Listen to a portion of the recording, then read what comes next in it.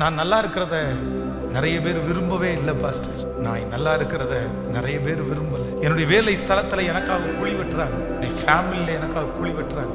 என் சத்துருக்கள் எவ்வளவாய் பெருகியிருக்கிறார்கள். எனக்கு விரோதமாய் எழும்பி இருக்கிறவர்கள் அநேகம் பேர் அப்படியே தள்ளுறாங்க. நான் விழுந்துருவேன் அப்படின்னு. ஆனா ஆண்டவர் வாக்கு கொடுக்கிறார், நான் உனக்காக ஒன்று செய்வேன், நான் உனக்காக ஒன்று செய்வேன்.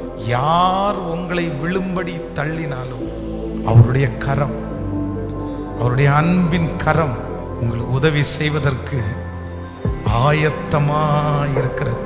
இந்த உலகமே எதிர்த்தாலும், உங்களை சுற்றி இருக்கிற எல்லாருமே எதிர்த்தாலும், கூட பிறந்த சகோதரன் தகப்பனை பார்த்து இவனுக்கு இங்க என்ன வேலை, இவனுக்காக நீங்க என்ன பண்றீங்கன்னு கேட்டாலும், அந்த தகப்பன் அந்த இளைய குமாரனுக்கு ஆதரவாய் இருந்தது போல கர்த்தர் வாக்கு கொடுக்கிறார்.